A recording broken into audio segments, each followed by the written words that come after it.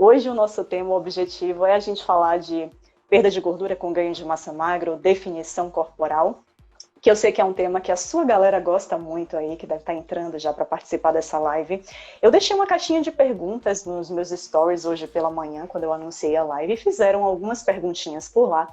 Mas eu quero também que, claro, você fique à vontade para trazer perguntas aí da sua galera também, perguntas que você sabe que os seus alunos sempre fazem para você e que a gente possa, enfim, debater aqui nessa live de hoje. Beleza? Claro, vamos lá, vamos lá. Gostei do Mas início da live aí, tá? Vou usar essa ideia também de colocar uma musiquinha que dá uma animada, né? Dá uma animada, né? A única coisa, cara, é que você tem que ficar falando em cima da música, porque senão você sabe que o Instagram reconhece que tá tocando a música e derruba a sua live. Aí você tem que ficar, tipo, Verdade. a música tocando lá e você tem que ficar falando em cima, não pode nem curtir a música. Mas, enfim. Caio, obviamente que toda a galera provavelmente já te conhece, né, que me assiste, mas, bom, vamos às formalidades, né? Se apresenta aí pra galera. Bom, gente, é o seguinte. Para quem não me segue ainda, vai lá no meu perfil depois. A Paula anunciou lá nos stories, Caio Signoretti, Caio Signoretti. E eu trabalho como personal trainer online. Então eu tenho um programa que ele é totalmente voltado para quem faz treino de musculação em academia e também para quem gostaria de trazer a academia para dentro de casa e fazer um treino em casa. Então, assim, hoje a gente tem aí 50% dos alunos treinando em casa, 50% treinando na academia. E é uma orientação bem técnica que eu passo exercício por exercício. Então, confere lá meu canal do YouTube, meu Instagram, para quem não me conhece, que vocês vão curtir bastante. Tenho certeza que vai agregar muito no treino de vocês. Show de bola, Caio, show de bola. Galera, é o seguinte. Então, vou começar aqui puxando algumas perguntinhas, Caio. São perguntas que foram feitas aqui pela galera aqui do meu Instagram. Deixa eu selecionar aqui. Eu tenho uma aqui que já é para você, Caio. É uma pessoa que não tá aqui. Ela saiu. Deixa eu ver aqui se eu consigo pegar de novo. Aqui. Bom dia, bom gata. Enfim, bom dia, gata. Qual o exercício para estômago alto? Obviamente que essa pergunta não foi direcionada para mim, afinal eu não falo de exercícios, mas bom, Caio, vamos nessa, aproveitar que você está aqui e já passar essa pergunta para você. Qual o exercício para estômago alto? Me conta. Eu acho que a gente pode começar pensando assim, que muita gente dá diferentes nomes para gorduras localizadas, né? Então, se a gente for pegar aquela gordurinha abaixo do umbigo, né? Muita gente fala, pô, eu tenho uma pochete. E tem pessoas que têm uma barriga, às vezes, um pouco, como eu posso dizer, parece que tá inflada na região alta ali da barriga. E aí fala, pô, eu tenho estômago alto. E muitas vezes, você simplesmente tá com gordura acumulada. Se você baixasse seu percentual de gordura, fizesse o arroz com feijão, com certeza isso ia diminuir. Agora, obviamente, pode ter também alguma influência, sei lá, algum tipo de alimento que você pode estar comendo. A Paula pode até estar falando, pode estar complementando isso. Mas uma coisa que tem que ficar clara, até para a gente alinhar o papo desde o início, a gordura localizada, e seja lá onde ela estiver localizada, ela não é eliminada, queimada, né, oxidada através do exercício isolado. Então, isso é uma coisa que eu gosto de repetir, porque é uma pergunta realmente constante, né? Então, vamos pensar assim, pessoal, principalmente para quem realmente acredita que o exercício vai queimar gordura. Eu falo para vocês, não vai queimar. E vamos dar um exemplo simples. Se eu faço um exercício aqui para o meu bíceps, tô aqui fazendo para o meu bíceps porque eu percebi que eu preciso eliminar a gordura do bíceps. Vai queimar a gordura do bíceps eu fazer o exercício para o bíceps? Não vai queimar. Da mesma forma que se eu tiver uma gordura localizada na região do abdômen, vai queimar se eu fizer um exercício abdominal? Não vai queimar. E aí vocês podem ficar frustrados. Falar, pô, então quer dizer então que é só na dieta, eu não preciso fazer exercício. A questão o exercício eu vejo ele como um acelerador, um potencializador. E quando você queima a gordura, seja lá onde ela for, ela vai queimar, digamos, de uma maneira equilibrada, de forma global no seu corpo. Então, Caio, eu não sou tão obeso, mas eu tenho uma gordurinha localizada, vamos pegar aí na barriga, dessa pessoa que perguntou do estômago alto. Digamos que o maior acúmulo que você tem é na barriga. Mas quando você perde a gordura, você vai perder não só na barriga, mas também nos braços, nas pernas. Mesmo que você não tenha tanto, você vai estar perdendo de maneira geral no corpo. Então, o exercício localizado, ele vai, digamos, ser um acabamento. Se a gente pensar numa obra, né? Se a gente pensar para quem já reformou casa, ou para quem pelo menos já viu uma casa ser construída, a gente sabe que tem várias etapas da casa, né? E tem algumas etapas que são fundamentais. É a parte ali de estrutura, base, cimento e tal. Depois que a casa está basicamente com uma estrutura armada, a gente vem com os detalhes. E aí vem com a pintura, vem com a decoração, vem com o piso, vem com a escolha do estilo da porta, da janela. Então, digamos que o exercício ele vai conseguir te modelar, ele vai conseguir te dar, digamos, um incremento a mais em relação à estética. Vai ficar com um aspecto mais firme, mas se você deseja aumentar, por exemplo, glúteo, né? Em termos de massa muscular magra, você pode direcionar o treino para esse fim. Se você deseja ficar com o six-pack, com o abdômen mais marcado, com o desenho abdominal, você também pode direcionando com exercícios localizados. Só entenda que o exercício não vai queimar. Quem vai contribuir para que isso aconteça é toda a questão da dieta, né? Que a Paula sabe falar muito bem. Boa, Caio. É exato. Então, quando a pessoa fala que tem estômago alto, é como você falou. Às vezes, ou é simplesmente acúmulo de gordura, que é o mais comum. Apesar para a maioria das pessoas, a gordura realmente aqui embaixo do umbigo, a tal da pochete, ser a queixa mais comum. Tem muitas pessoas que se queixam dessa elevação aqui nessa parte superior mesmo, aqui logo embaixo do externo, né? E isso pode ser simplesmente acúmulo de gordura ou simplesmente... às vezes gases pode ser também, então a gente sabe que tem muitos grupos alimentares até que facilitam muito que a pessoa tenha gases. Até tem um grupo que a gente chama são os alimentos que são ricos nos FODMAPs, que são alguns sacarídeos, né, oligosacarídeos, disacarídeos, que são carboidratos, que eles são mais fermentáveis, então que eles chegam lá no nosso intestino e facilmente são fermentáveis pelas bactérias e acabam gerando muitos gases.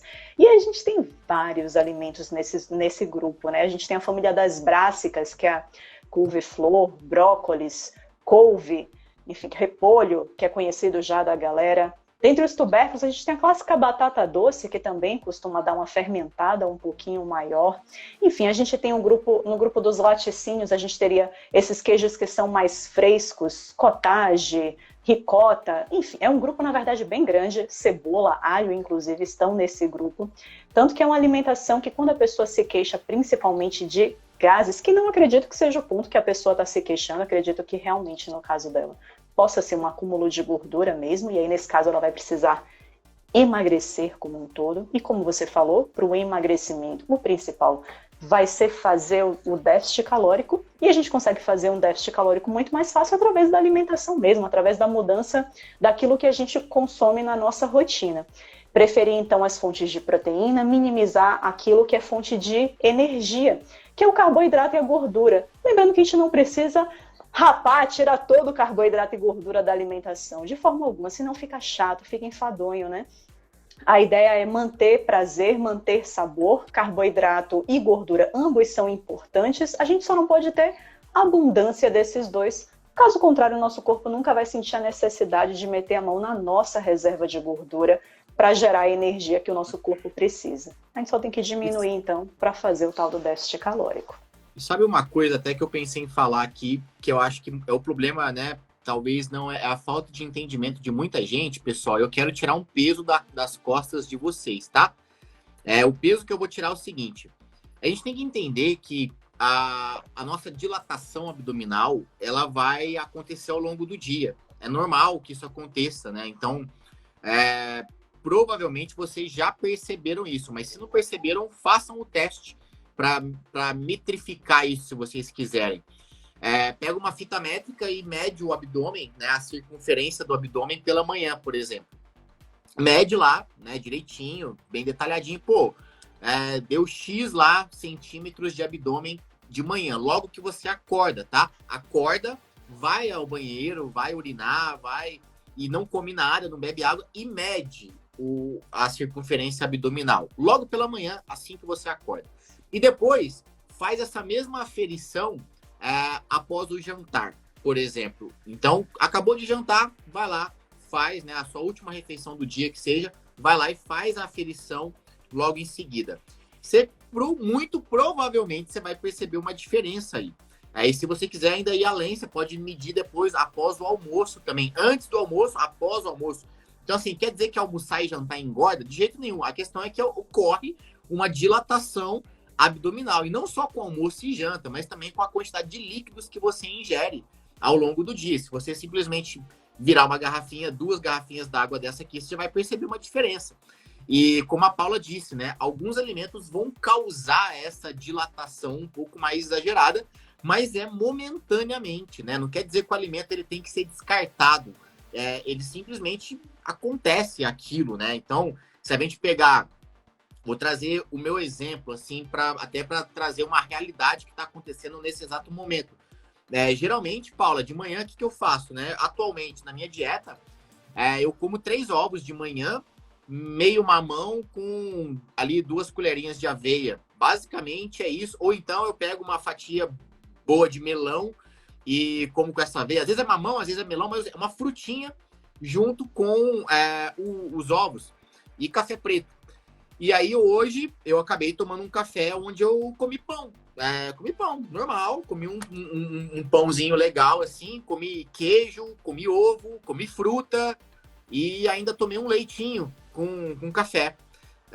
E é engraçado que a dilatação eu percebo logo em seguida. Eu já estou acostumado com o meu corpo, eu percebo rapidinho. Minha barriga parece que já está dilatada. Hoje meu almoço ele foi diferente. Eu comi fora e é um almoço que é muito mais temperado. Tinha muito mais sal. Foi um steak, uma carne bem temperada. E tinha muito mais sal e tal. À tarde eu tomei um vinhozinho. Então, tá bem diferente a minha rotina alimentar, apesar de ainda assim estar saudável. Mas só essa mínima mudança, a minha barriga muda. Mas quer dizer que eu tô engordando? Não, necessariamente. É uma questão de dilatação mesmo. Que eu sei que semana que vem vou voltar a minha rotina e vai voltar ao normal. Então entendam, pessoal, que a barriga ela vai e vem mesmo, tá? É normal. Ao longo do dia, tá? Normal.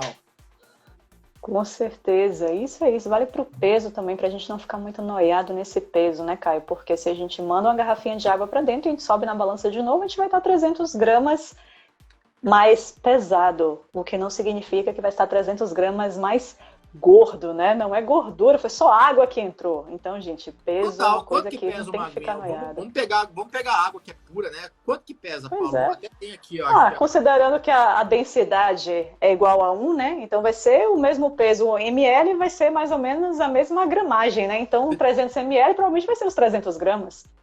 310 ml. Então, tipo... 300 gramas, gente. Eu tomei a água, subi na balança, eu vou estar com uma água dentro de mim, vai pesar mais, mas não é que é gordura, eu vou eliminar essa água, né? Eu vou urinar essa água. Então, enfim. Perfeito. É um detalhe, né? Mas eu acho que às vezes encabula a pessoa, né? Muitas vezes. Com certeza, confunde muito. Uma pergunta aqui sobre o whey protein. O whey protein é essencial no ganho de massa magra, antes ou depois do treino? Acho que como é mais interessante. Essencial? Não, sem dúvida, o whey protein não é essencial. Na verdade, se a gente for pensar, nenhum suplemento ele é essencial para o ganho de massa muscular. O que a gente precisa para o ganho de massa muscular, em primeiro lugar, é um bom treino, e aí eu vou passar a palavra para Caio para daqui a pouco falar sobre isso. E o que a gente precisa na parte nutricional para que tenha o ganho de massa muscular, considerando que o treino está sendo bem feito, porque isso que a gente chama que é o gatilho mecânico, né, é realmente o principal. Então, de nada adianta a alimentação estar toda bonitinha, perfeitinha, voltada para a hipertrofia, se não existe a parte principal, que é um treino correto para a hipertrofia muscular, porque a pessoa pode pegar todo esse superávit que a gente está dando de calorias na alimentação e ela vai acabar fazendo hipertrofia, mas não hipertrofia do músculo, hipertrofia da gordura, né? Vai acabar ganhando gordura corporal, aumentando a gordura. Então, o que é que a gente precisa nutricionalmente para fazer hipertrofia? Preferencialmente uma dieta hiperproteica e preferencialmente uma sobrazinha de energia, que é o que a gente chama de dieta hipercalórica. Tem várias faixas, né, de uma dieta hipercalórica. A gente pode trabalhar levemente hipercalórica, muito hipercalórica, colocar um saldo positivo lá para cima, que eu particularmente só faço isso com os tais dos ectomorfos, né? Ou se for uma pessoa, enfim, com um nível de treinamento muito, muito elevado. Mas, em geral, a gente vai querer que sobe um pouquinho de calorias, a gente não vai estar trabalhando com restrição calórica. Mas por que eu digo que é preferencialmente? Porque mesmo em restrição calórica, é possível hipertrofia muscular, mesmo em dieta hipocalórica, que seria uma dieta aconselhada para o emagrecimento, né, que é aconselhada não, que é necessária para o emagrecimento, mesmo em dieta hipocalórica é possível que a pessoa faça hipertrofia muscular. Isso, claro, se diversas variáveis conspirarem a favor. Então, a pessoa às vezes iniciou o treino é novo para ela, ela está treinando muito bem, ela está com alimentação com uma boa quantidade de proteína, mas só tem poucas calorias. Poucas calorias não inviabiliza o processo de hipertrofia muscular, mas não facilita. Então, quando vem uma pessoa e ela fala, quero ganhar massa muscular, eu vou pensar em dieta pelo menos levemente hipercalórico, no mínimo ali dentro da faixa do normocalórico, e vou pensar em dieta hiperproteica. Mas essa quantidade de proteína, essa alta quantidade de proteína que vai entrar, precisa em algum momento vir através de whey protein, que é proteína do soro do leite, um suplemento proteico que a gente acha, enfim, online ou nas lojas?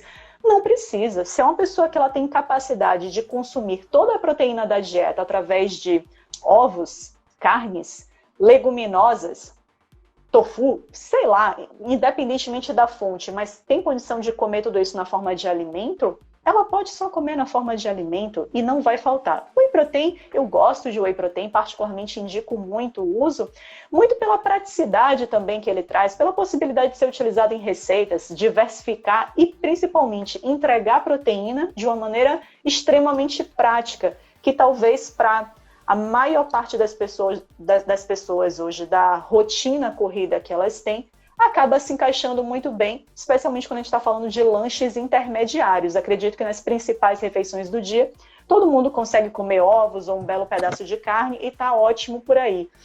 Mas principalmente quando a gente fala de uma pessoa, às vezes, que tem até um peso um pouquinho maior e a gente quer passar, às vezes, uma dieta hiperproteica, a pessoa já é um pouco pesada, ou seja, a gente precisa colocar uma boa quantidade de proteína ali. Como é que é fácil eu entregar isso para a pessoa no meio da tarde, se no meio da tarde ela não vai sacar uma marmita com ovo, por exemplo? Entrego na forma de whey protein. Mas precisa ser pré ou pós-treino? Definitivamente não precisa. Hoje se fala muito, não, pós-treino é legal, você dá uma proteína de alta, de rápida velocidade de absorção, isso é legal. Gente, não. Tem muito estudo aí comparando whey protein versus frango, versus iogurte versus ovo, comparando tudo na mesma quantidade de proteína e o resultado em termos de síntese proteica, de estímulo à construção de tecido, né, de proteína, é praticamente a mesma. Por quê? Porque todos eles têm uma bela composição de aminoácidos, seja whey protein ou qualquer outro. Eu não preciso me preocupar em sair correndo para tomar uma whey protein porque para ofertar o mais rápido possível aminoácidos para o meu corpo. Não preciso, eu posso comer comida de verdade. Tá Legal. Com você a palavra, Caio. Tá, eu quero aproveitar só, e até antes de falar de treino, alinhando o papo contigo aí na parte da alimentação, bom, vamos lá. A gente tem lá café da manhã, vamos pegar as 3 principais. Café da manhã, almoço e jantar. Geralmente o café da manhã a gente toma em casa, e se a gente está viajando, a gente toma geralmente no hotel. O almoço geralmente é quase que uma lei, assim, né? Todo mundo para em algum momento para almoçar, né? Seja em casa ou na rua. E o jantar, geralmente você está em casa, você pede alguma coisa. São refeições que geralmente, sei lá, 90% das pessoas fazem essas 3 refeições. Nas janelas de refeições, né, nesses lanchinhos, eu vejo que é onde está o maior ponto cego de muita gente, onde muita gente peca aí. Por quê? É onde é mais fácil de você burlar a refeição. Por quê? Porque é difícil encontrar, às vezes, os nutrientes que você precisa numa rua, na padaria.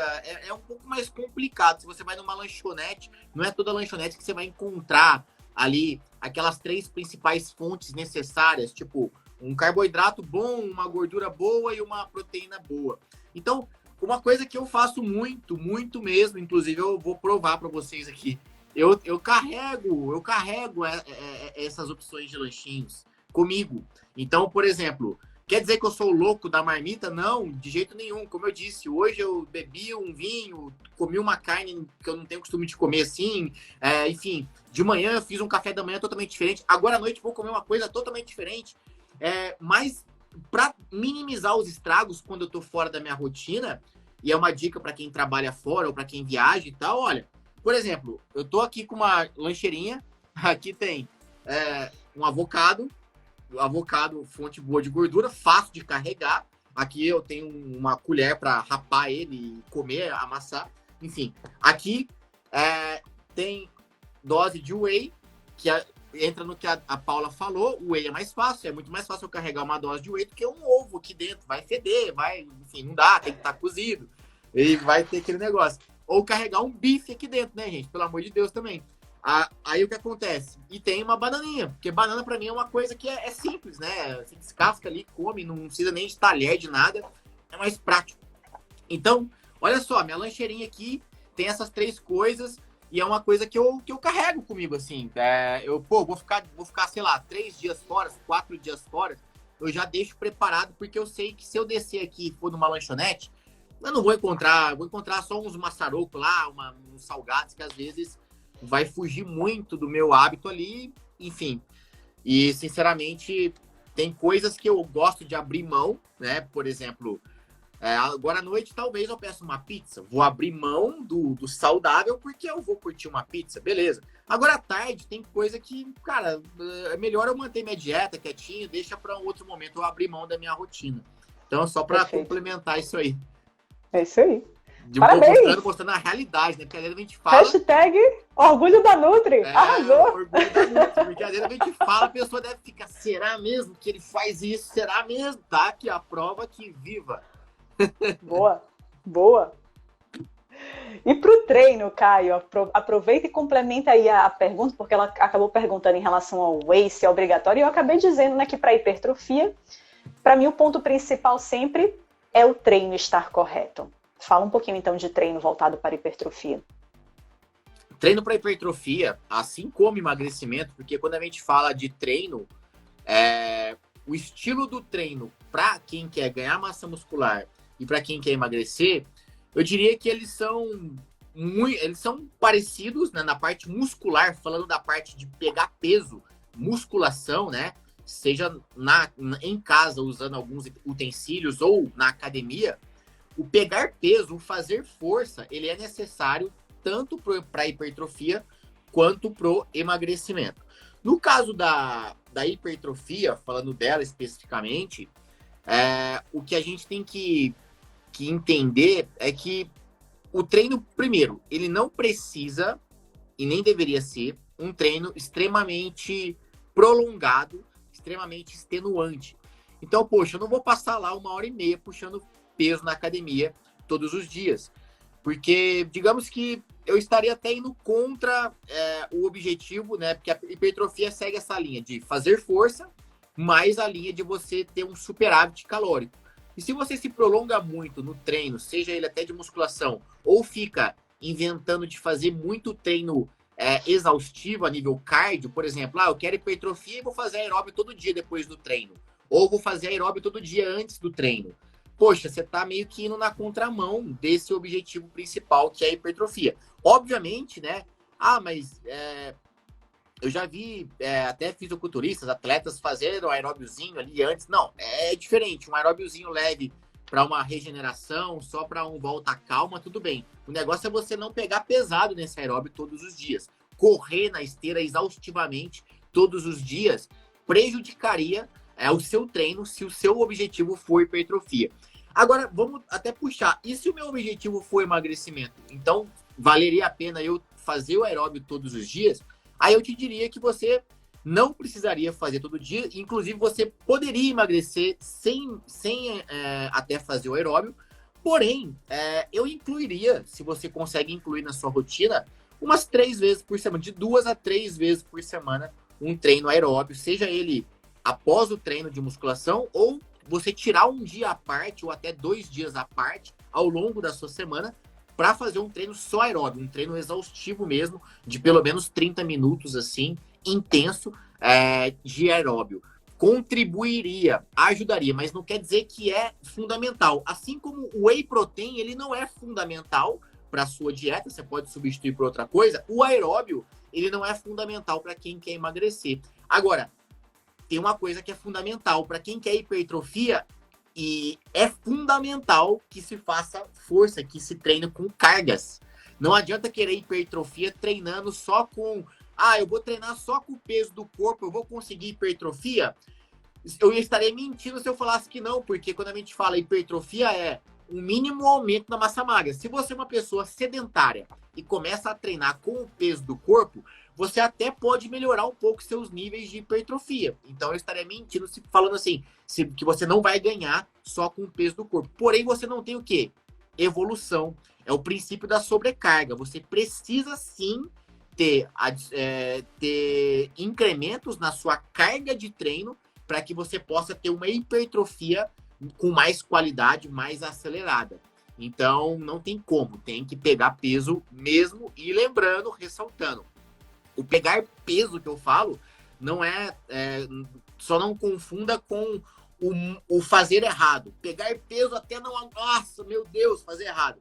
É o pegar peso com técnica. Então, para quem me segue, para quem é meu aluno, eu acho que tem vários alunos aqui do personal online, para quem me acompanha sabe que primeiro vem a técnica, ou seja, eu preciso fazer um movimento para aquele grupamento muscular. Se eu vou fazer para bíceps, se eu vou fazer abdômen para abdômen, se eu vou fazer para glúteo, eu preciso fazer com uma técnica boa. O que é técnica? É fazer o movimento da maneira correta, para atingir realmente aquela musculatura.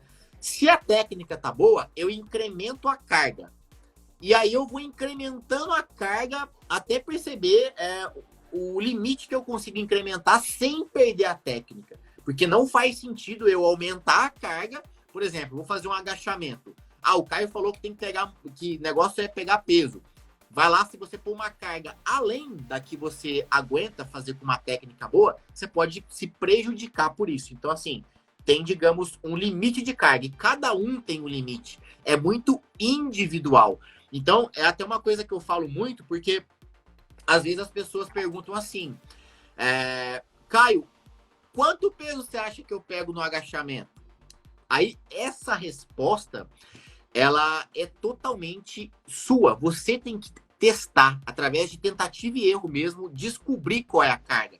Eu posso, talvez, viajar na sua carga, mas digamos que não é o Caio que tem que falar. Por exemplo, eu posso chegar para a Paula e falar, Paula, mulher, Paula, você treina? Treino.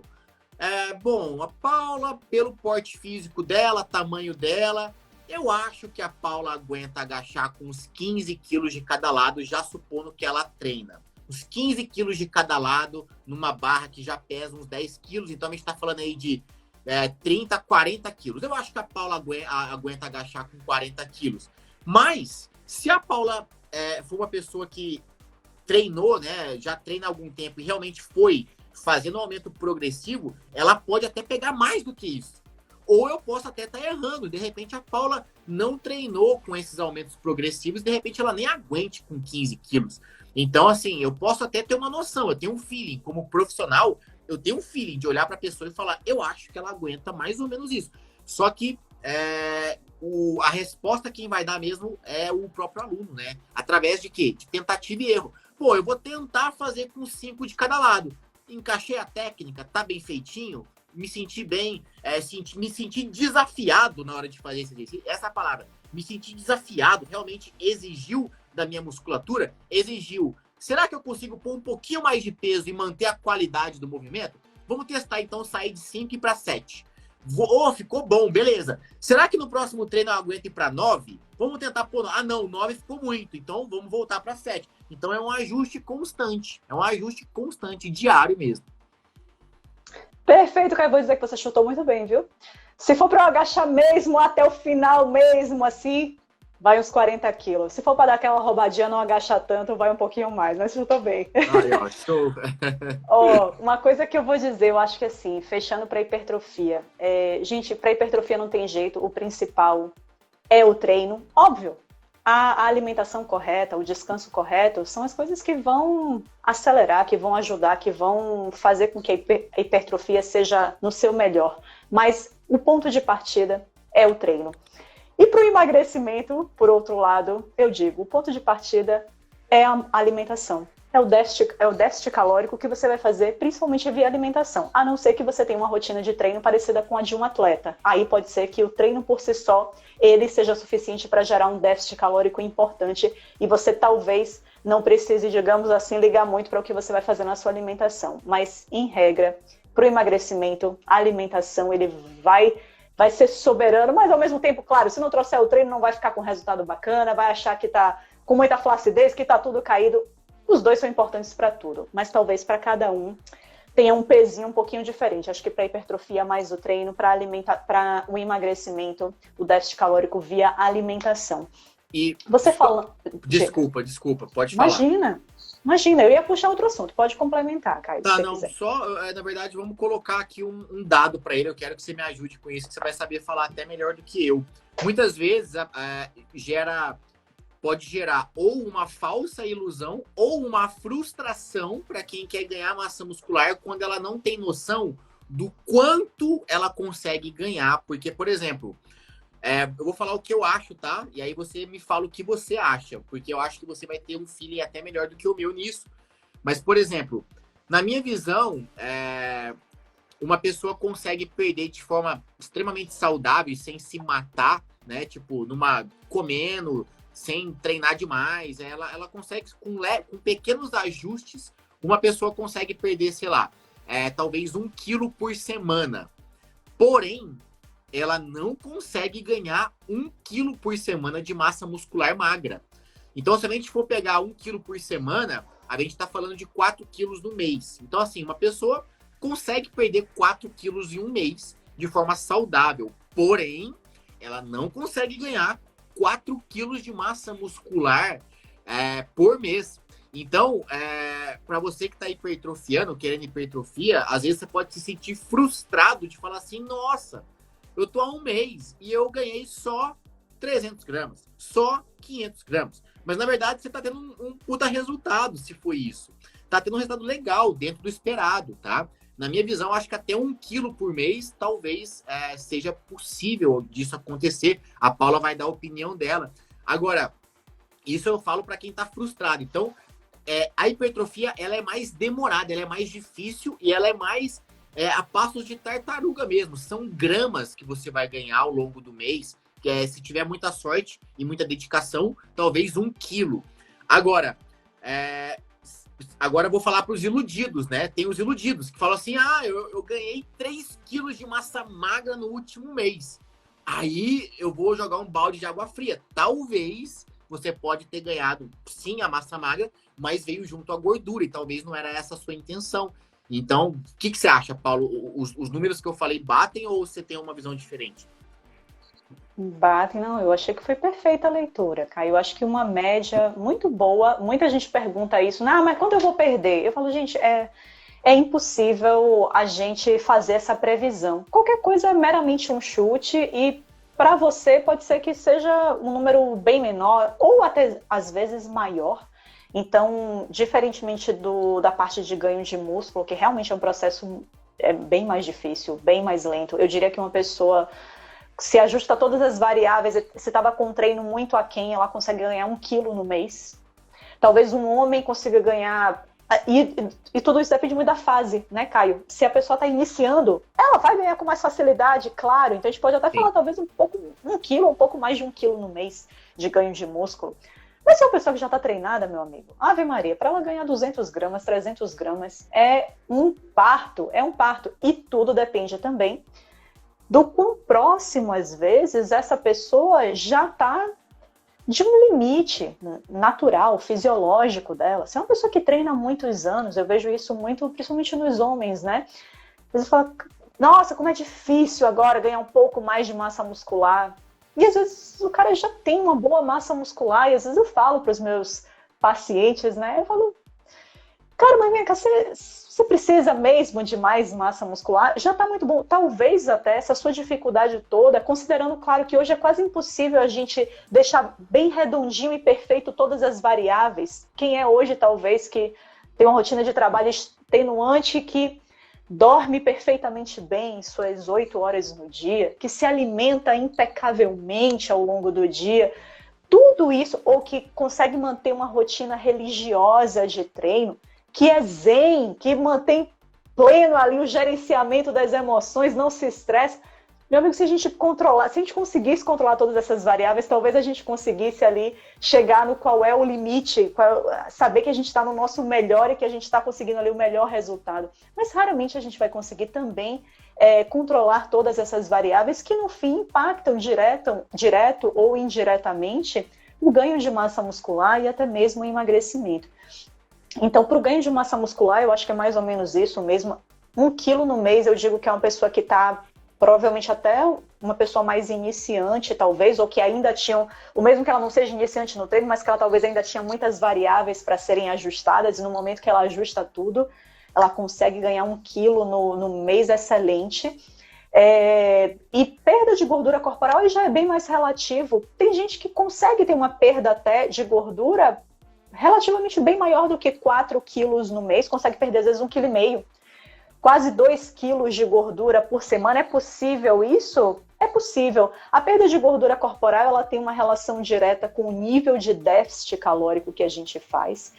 Então, até você usou um termo, né, cara, que é um emagrecimento saudável. A gente poderia fazer várias interpretações em relação a isso, o que seria esse emagrecimento saudável. Eu entendo como emagrecimento duradouro mesmo, né? Um emagrecimento que a pessoa está ali fazendo algo, está construindo hábitos ali, que ela vai manter para o resto da vida, que não é algo, não é aquela dieta sofrida, que ela está fazendo um déficit gigantesco e que certamente seria impossível ela manter isso para o resto da vida, porque ela está sofrendo horrores para fazer, ela está fazendo com todo o foco do mundo mesmo.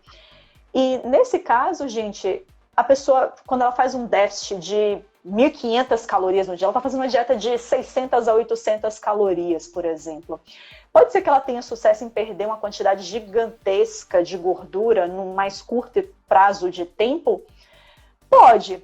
E não tem nada de errado nisso. A grande questão é, para mim, o que essa pessoa está aprendendo nesse processo e o quanto ela vai conseguir, após ela não aguentar mais fazer isso, porque vai chegar esse momento, o que ela vai continuar fazendo dali para frente, o quanto ela vai ser capaz de manter esse peso perdido. Não por nada, não que é errado perder peso rápido, não é isso. Mas a grande questão é que durante a fase de emagrecimento, eu acho que esse momento é também um momento de aprendizado, é um momento de você enraizar novos hábitos, de você aceitar que para a sua vida é interessante que você faça outras trocas, que é interessante que você pense, talvez, se você é uma pessoa que viaja muito, em ter uma lancheirinha como a que Caio falou e leve algumas coisas ali que são práticas, é uma dose de whey, são as frutas, não é nada do outro mundo, ou mesmo que você chegue no lugar, na cidade, veja um mercadinho ali, compre algumas coisas, porque se isso é sua rotina, é legal que você pense em fazer boas escolhas na maior parte do tempo. E o período de emagrecimento é importante para isso. Enquanto as pessoas encararem o momento de emagrecer única e exclusivamente como estou de dieta, faca na caveira, vamos fazer certinho aqui pelos próximos 30 a 60 dias, e não conseguirem aprender nada nesse processo, as pessoas vão continuar nesse efeito ioiô, né? Então, é isso. É possível perder uma quantidade grande de gordura, dependendo do nível do déficit calórico, mas pense um pouco maior que isso, né? Pense que você quer aprender durante esse período de emagrecimento para levar algumas lições para a vida, né? Total. Vamos pegar mais uma pergunta. Dúvidas aqui. Aí? Manda dúvida aí, gente. Tem. Acho que já tem umas pré-selecionadas aí, né? Tem muitas. Quando já se está acima do peso, eu não entendi muito essa pergunta, na verdade. Quando já se está acima do peso, dá para transformar em massa magra? Assim, ou tem que emagrecer tudo? Excelente pergunta, né, Caio? Porque, na verdade, as pessoas gostam de usar esse termo, transformar em massa magra. Então, se eu estou muito acima do peso, ou seja, se eu estou com gordura em excesso, eu posso transformar essa gordura em músculo, ou eu tenho que perder toda essa gordura? Você quer responder essa, Caio? Eu ia falar, devolve a pergunta, né? Tipo, até separei. Dá para transformar essa caixinha de AirPod no mouse? Não tem como. Ou transformar o mouse na caixinha de AirPod? Não tem jeito. O mouse é o mouse, a caixinha é a caixinha. Então, são coisas diferentes. Vamos imaginar que isso aqui é a gordura. Até ficou um bom exemplo, porque se a gente pega, por exemplo, 1 quilo de gordura e 1 quilo de massa magra, eles têm diferentes tamanhos, né? Digamos que 1 quilo de gordura corresponderia a mais ou menos um tamanho desse, sendo que 1 quilo de massa magra, digamos, em proporção, seria a mesma proporção, né? O mesmo 1 quilo, porém, gordura ocuparia esse espaço no corpo, massa Volume magra maior, esse né? espaço. Então, imagina isso aqui na minha barriga. Qual que me deixa com um barrigão maior? Eu tá com um mouse na barriga ou uma caixinha dessa? A caixinha, ela é mais, digamos, ela é mais slim, né? Então, vai ocupar menos espaço. Então, assim, a gordura sai, a massa magra entra. Dá para ir perdendo esse e ganhando esse? Dá também. Agora, não vai, eles não vão se fundir, eles não vão se misturar. É igual água e óleo, né? Eles não vão realmente, eles não vão se misturar. Uma coisa, outra coisa, outra coisa. Apesar de eles estarem juntos, né? A gordura, enfim, tá dentro do seu corpo, eles estão juntos, né? Para você fazer a visão aí, mas a questão um é composto de uma estrutura, o outro é composto de outra estrutura, né? Basicamente é isso, né? É isso aí. São tecidos independentes e diferentes, galera. Então eu posso tanto aumentar os dois ao mesmo tempo, eu posso aumentar meu músculo e aumentar minha gordura, como eu posso diminuir os dois ao mesmo tempo, diminuir músculo, diminuir gordura, como eu posso aumentar um e diminuir o outro. São coisas diferentes. Então, na verdade, para a pessoa que perguntou, se ela está muito acima do peso, sim, você vai ter que ir muito acima do peso, eu entendi, por excesso de gordura, você vai ter que perder a maior parte dessa gordura, e depois o que você vai fazer com a sua massa muscular, aí você, quem sabe, talvez você já esteja com a quantidade boa de músculo, por exemplo, então você talvez não queira hipertrofiar depois de emagrecer, você não quer fazer um trabalho de hipertrofia muscular, talvez você só queira manter a partir daí o que você tem, ou talvez você veja, não, que quer sim, que acha que está com pouco músculo no corpo, ou até, tiveram muitas perguntas em relação a isso e a gente pode tocar nesse assunto, Caio. Tiveram muitas perguntas aqui na caixinha em relação à flacidez. Ou você acha que depois de perder toda essa gordura, você está se sentindo muito mais flácida, e aí realmente vai ser interessante você fazer um trabalho de hipertrofia muscular. Então, bom, já respondendo as milhares de perguntas diferentes que vieram sobre flacidez, né, o que fazer em termos de exercício e de alimentação, quando eu sinto que o meu corpo está flácido. E, gente, aí eu tenho que lembrar que flacidez e excesso de gordura não necessariamente a gente está falando da mesma coisa. Geralmente não está falando. Podem coexistir os dois. A pessoa pode estar flácida e ter excesso de gordura corporal.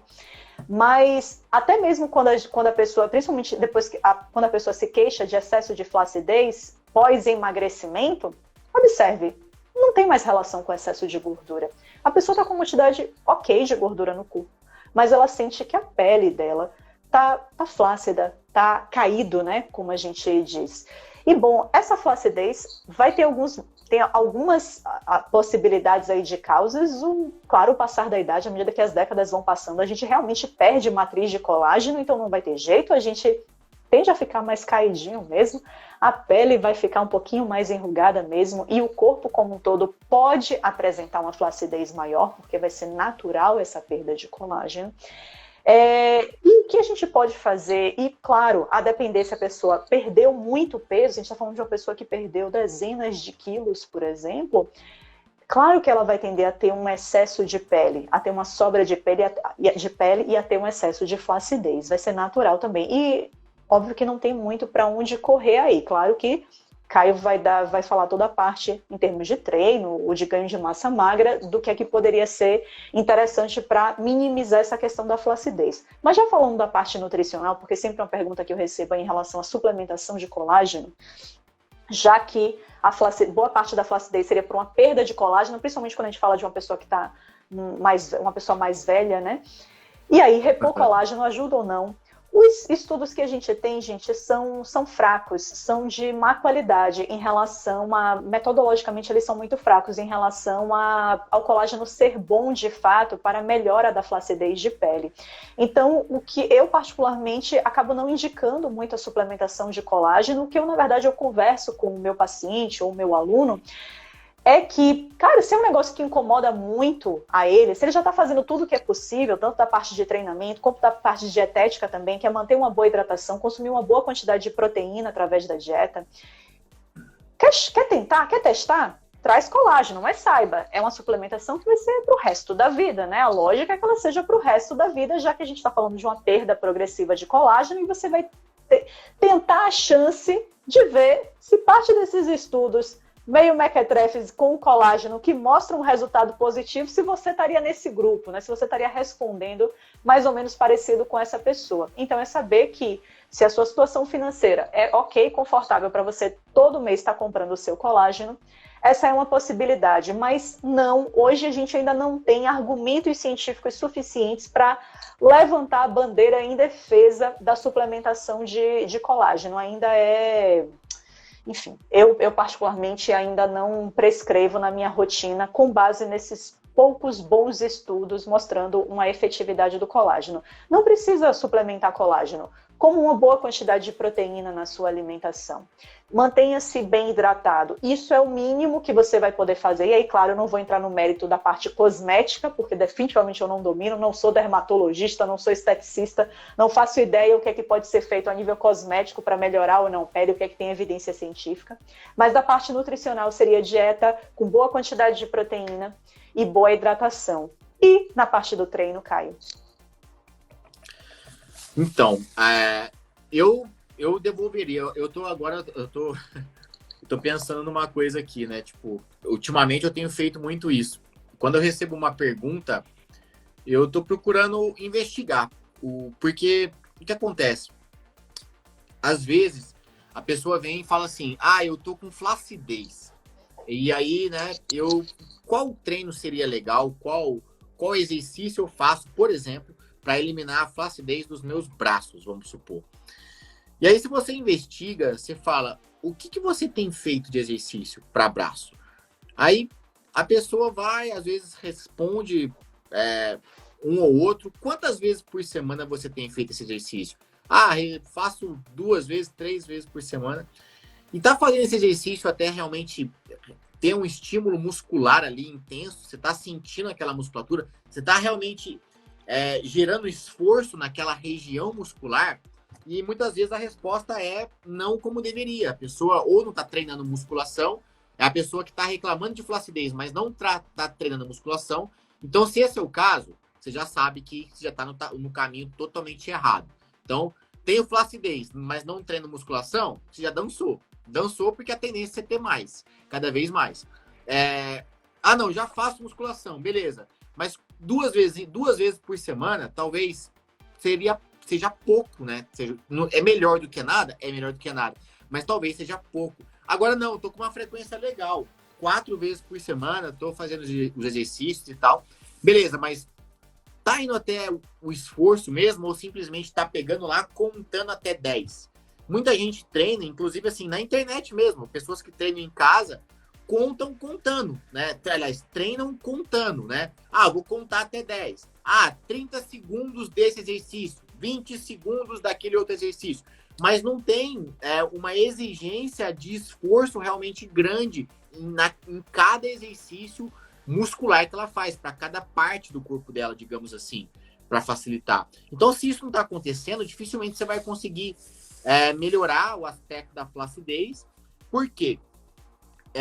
Como a Paula disse, a flacidez, alguns níveis de flacidez não tem como, não há exercício que cure, que solucione isso, porque é uma questão realmente do envelhecimento da pele, por exemplo, ou, né, do emagrecimento muito rápido e numa grande quantidade. Pessoas que fazem, às vezes, uma bariátrica, algo assim, né? Tem aquela sobra de pele muito grande, gera uma flacidez e aquilo não há exercício que tire, que elimine aquilo. É preciso um processo cirúrgico e que eu não consigo nem me envolver aqui ou falar sobre, porque eu também não entendo sobre. Agora, naquela flacidez que é aquele bracinho meio molenguinha, que não é uma questão só da pele, você percebe uma falta de tônus, tá meio molenguinha, tá meio flácido. Aquela parte da coxa interna da coxa que tá meio molenguinha. Aquilo ali precisa ter esforço muscular. Você precisa realmente gerar um mínimo nível de tônus, de hipertrofia muscular, para que aquele efeito seja minimizado. E enquanto você estava falando, eu estava tentando até olhar aqui, ver se eu pego. Eu gosto de dar alguns exemplos, mas, enfim, se a gente pensa numa sacolinha, né? Se a gente pensa numa sacolinha sem preenchimento, ela fica mais flácida, mais murcha. Mas se você dá um preenchimento numa sacolinha, coloca um preenchimento no caso aqui eu estou colocando o ar, mas digamos que seria a sua parte muscular, você gera firmeza. A sacolinha está mais firme, ó, aqui ela está com ar, ela está mais firme. Se eu tiro o ar, ela fica mais flácida. Digamos que esse ar é a sua parte muscular. Então, se você não tem esse trabalho muscular intenso, fica complicado. Você vai tender realmente a ter flacidez, porque sua massa muscular vai tender a despencar. Principalmente acima dos 30. 40, então, piorou. 50, piorou mais ainda. 60, piorou mais ainda. Com o passar da idade, é uma tendência natural de você começar a ter uma perda de massa muscular, e não só muscular, mas também massa óssea. E se você não dá estímulo muscular na academia ou em casa, você tá, digamos, só descendo ladeira abaixo, vai só piorar. Então, saibam, o melhor caminho realmente é ter esse nível de esforço muscular intenso. E lembra, o intenso para você é diferente do intenso para mim. Assim como eu falei agora há pouco, a Paula, vamos lá, ela até falou que eu acertei. Agacha ali com 15 quilos de cada lado, mais uma barra lá. 40 quilos de peso, a Paula agacha. O Caio agacha com um pouquinho mais. Mas para mim, é tão intenso quanto é para ela. E por quê? Porque as forças são diferentes, né? O Caio é homem, a Paula é mulher. Enfim, o Caio talvez treine um pouco mais, a Paula um pouco menos. Tem diferenças aí, então é normal, mas não deixa de ser intenso para mim e de ser intenso para a Paula. Perfeito. Teve outra pergunta também, Caio, que me fizeram até na caixinha dessa semana. Falando, e aí é bem específica sobre treino mesmo, falando de se eu caminhar, uma caminhada pela manhã que eu faça em jejum, o tal do aeróbico em jejum, né? Se eu fizer uma caminhada de manhã em jejum, eu vou usar principalmente gordura, né? Isso é bom para o meu emagrecimento, né? E aí eu respondi a pessoa, né, que na verdade, assim, o fato dela treinar em jejum, mas principalmente fazer um treino em que frequência respiratória, frequência cardíaca, é um treino de baixa intensidade, como é uma caminhada que ela citou, de fato ela vai utilizar principalmente gordura como substrato energético nesse momento do treino. Mas me ajuda a emagrecer? Não, na verdade vai usar gordura, mas vai usar muito pouca gordura, porque a exigência desse treino, a exigência energética, de fato ela é muito baixa. Então, adianta, Caio, uma caminhadinha em jejum? É um papo bem fisiológico, e eu tenho até medo de tocar no assunto quando eu falo disso, para as pessoas confundem, né? Que, por exemplo, existe um conceito que, né, como você disse, fazer uma caminhadinha em jejum, o famoso aeróbio em jejum, ouvi dizer que utiliza gordura como fonte de energia e isso vai fazer emagrecer. E, na verdade, o que a gente observa não é que se utiliza a gordura, mas utilizar a gordura não quer dizer oxidar, não quer dizer queimar. O que a gente percebe é o quê? Alguns estudos até mostram isso, que a gordura ela é mobilizada. Você mobiliza essa gordura, você utiliza, mas não quer dizer que você oxida. Ela volta a ser acumulada, digamos assim. E quando a gente fala isso, parece muito atrativo, né? Eu vou fazer um aeróbio e utilizar a gordura como fonte. Gente, sinceramente, não tem nada assim comprovando eficácia desse tipo de estratégia. E mesmo alguns estudos que foram feitos de uma maneira mais controlada e um pouco melhores, foi algo que se observou que para esse tipo de treino, a frequência cardíaca tem que estar sendo monitorada para que você não perca a mão na frequência cardíaca.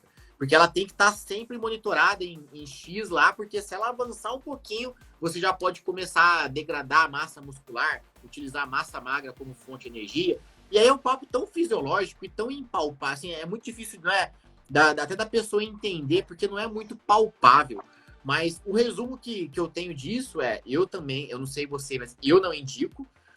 eu tenho excelentes resultados, né, dos meus próprios alunos com estratégias de treino alimentado, ou seja, ninguém faz treino em jejum, ninguém conseguiu o resultado por fazer nada em jejum.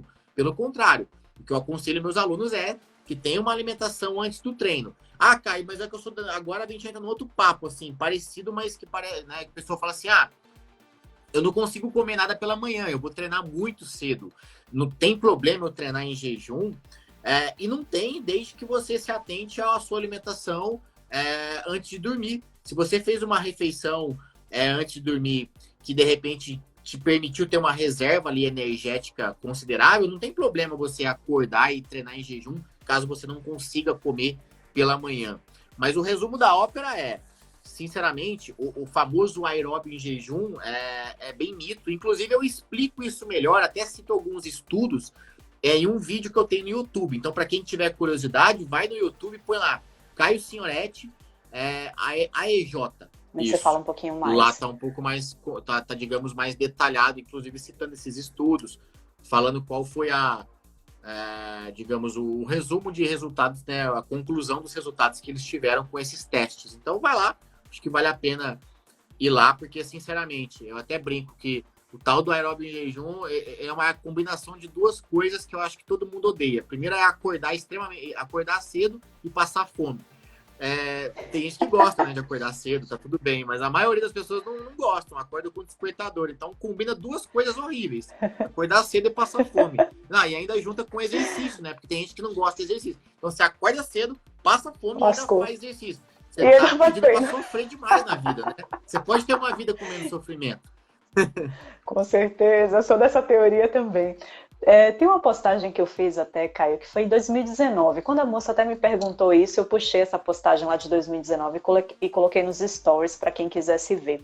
Na verdade, tem estudos que mostram sim que a gente fazendo o treino em jejum, um aeróbico de baixa intensidade, que de maneira estatisticamente significativa, assim, se utiliza mais gordura do que se comparasse o mesmo treino com a mesma intensidade em estado alimentado. Então, realmente se queima mais gordura. Mas aí, Caio, o engraçado quando a gente vai ver em valores brutos o que de fato é esse estatisticamente significante, cara, é porque eu não lembro exatamente, mas se eu não me engano, Caio, 3 gramas a mais de gordura uma pessoa vai queimar no aeróbico em jejum lento, digamos que uma caminhada no estado em jejum, versus uma mesma pessoa com mesmas características, com o mesmo treino no estado alimentado.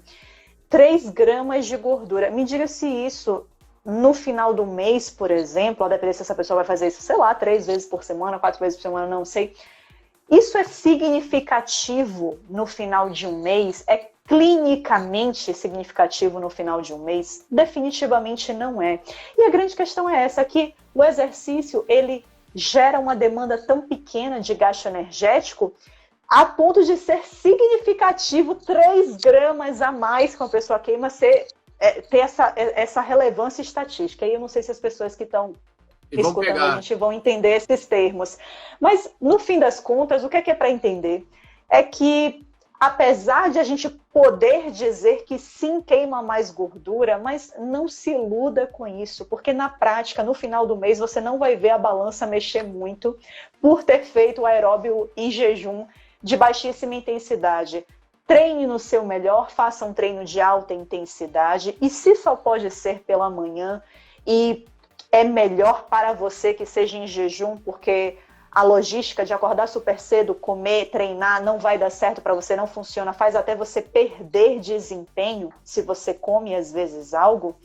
Faça o que Caio falou, preste atenção no seu jantar, para que você consiga no outro dia, pela manhã, em jejum, treinar de maneira intensa, treinar com boa qualidade, boa intensidade. Pior pré-treino, né? Pré-treino, às vezes, ele é hipervalorizado, mas, sem dúvida, o pior pré-treino é aquele que atrapalha o seu treino. E para muitas pessoas que treinam de manhã cedo, às vezes o pré-treino pode atrapalhar. E, nesse caso, você vai pensar num pré-treino um pouco mais longo. Eu costumo dizer que o pré-treino do treino de hoje, na verdade, foi o pós-treino do treino de ontem. Então, desde o pós-treino de ontem, você já tem que estar trabalhando para fazer o seu melhor treino no dia seguinte. E é isso, a gente não precisa pensar nesse consumo 30 minutos antes do treino, mas sim nas horas, todas as horas que vieram ali antes desse treino, as 24 horas antes, e a gente consegue preparar esse corpo para estar treinando bem de manhã, mesmo sem um pré-treino imediato. Ok, gente, que horas são? Em vez de fazer o jejum, 3 gramas, né? Sei, mas pega o fio dental, ó. Tirou o fiapão. Vai tirar um azeitezinho, Tirou um fiapão do dente lá, pronto. É muito melhor, muito mais prático. Perder 3 gramas com 2 fiapinhos que você tira lá, já tá valendo mais. Rapaz, eu acho que com essa fala aí a gente finaliza. Hoje deixa eu puxar só mais uma, porque tem tanta pergunta aqui, Caio, olha que dava para fazer 3 lives só sobre isso. Eita, que todo mundo perguntando na pochete agora, como perder gordura abdominal. Gente, a gente falou bastante disso na última live. Ó, e essa aí eu tenho um vídeo completaço, vai no YouTube. Caio Sionete Pochete. Coloca lá, Caio Sionete Pochete. É o vídeo que eu até tenho mais visualização. É o meu vídeo recorde. Eu tenho mais de 1 milhão de visualizações nesse vídeo. Vai lá, quem não viu, Caio Sionete Pochete. Até rimou, Caio Sionete Pochete. Vocês vão achar lá. Ó, pergunta aqui, ó. Qual seria o percentual de gordura para ter o abdômen definido para mulher? Eu vou dizer que depende, viu? Eu tenho recebido muito essa pergunta nas minhas caixinhas. Depende. É aquela coisa. E a gente pode falar assim, em geral, para a maioria das pessoas, talvez, uma mulher com um abdômen definido abaixo de 18%, provavelmente. Um homem, eu diria que provavelmente abaixo de 10%. Mas eu digo mais uma vez que depende. Aí eu vou passar depois a palavra para Caio para ele dar a opinião de acordo com o resultado dos alunos dele, o que é que ele geralmente vê. Mas depende por quê, gente? Porque depende do seu padrão de distribuição de gordura corporal. Tem gente que consegue atingir valores bem baixos mesmo de percentual de gordura e que o diabo da gordura está todo concentrado na região abdominal. Eu já tive um paciente assim. Hoje, gente, o bichinho era magro, mas puxava, só vinha pelanca no braço, só vinha pelanca nas costas, pelanca no bíceps, no tríceps, na subescapular, Mas aí, a dobra abdominal, a bichinha era assim, não diminuía disso daqui. E com isso, ele não conseguia esse resultado desse six-pack que Caio falou no início, né? Desse abdômen tanquinho. Ele não conseguia, mesmo estando com um percentual de gordura muito baixo, porque a única dobra dele maiorzinha era a da região abdominal. Então, às vezes, acontece esse azar, que é uma besteira, na verdade, mas enfim, a pessoa acaba se importando muito com isso, de no padrão de distribuição de gordura da pessoa, ela acumular mais em uma determinada região, nesse caso aqui a gente está falando de definição no abdômen, né? Então na região abdominal, que às vezes ela até já alcançou esse tal percentual que eu falei, no caso de um homem abaixo de 10%, no caso de uma mulher abaixo de 18%, e ela ainda não tem um abdômen tanquinho. Ou pelo contrário, digamos uma mulher que acumula muita gordura em região de quadril e coxas. Às vezes ela já tem um abdômen super sequinho. Às vezes ela estando com mais de 18% de gordura, já consegue ter um abdômen super traçadinho, mas o percentual de gordura dela está acima de 20, está acima de 22, por quê? Porque ela tem muita gordura em quadril e coxas, e a gordura às vezes ali é muito mais resistente e joga o percentual de gordura dela mais para cima, mas no abdômen ela sempre foi super sequinha, então por isso que varia muito. Mas você tem algo a complementar nesse aspecto, Caio? Não, nada a complementar. Eu acho que realmente varia bastante, inclusive para realmente estar com aquele abdômen bem marcado, bem definido, eu diria até um pouco menos em boa parte das pessoas. Eu, por exemplo, com 10% não fico com o abdômen bem marcado, eu tenho que ficar um pouco menos que isso, 7% pelo menos, e porque eu tenho esse acúmulo na região abdominal também, apesar de treinar, me alimentar bem, eu tenho que manter um percentual baixo. E já vi mulheres que precisam de 14%, 12% para conseguir realmente definir bem o abdômen. Mas, como você disse, varia de acordo com o biotipo, né, da pessoa. Perfeito. Caio, eu queria agradecer muito. Vou liberar você aí para comer sua pizza. Muitíssimo obrigada obrigada de verdade. Eu que agradeço, Paula. É sempre muito bom trocar essas ideias aí. E, gente, espero que vocês tenham gostado. Para o pessoal que não conhece a Paula, vai lá, segue a Paula lá, tem bastante conteúdo. sobre nutrição, quase que, acho que diariamente, né, Paula, que você faz postagem. E para quem não me conhece, vem no meu perfil e me segue lá, que a gente também trabalha com postagens diárias lá que ajudam bastante. Fechou? Show de bola, Caio. Boa noite para você. Um beijo, galera. Um beijo. Obrigada por todas as perguntas. Quem a gente não conseguiu responder, vou encaminhar algumas perguntas aí para Caio que foram voltadas para o treino, que depois ele pode responder lá no perfil dele. E as que couberem a mim, vou tentar ir respondendo ao longo de amanhã. Tá certo, Caio? Boa noite para você. Obrigada. Valeu, Boa gente. estadia aí aqui em Sampa. Tchau, tchau, galera.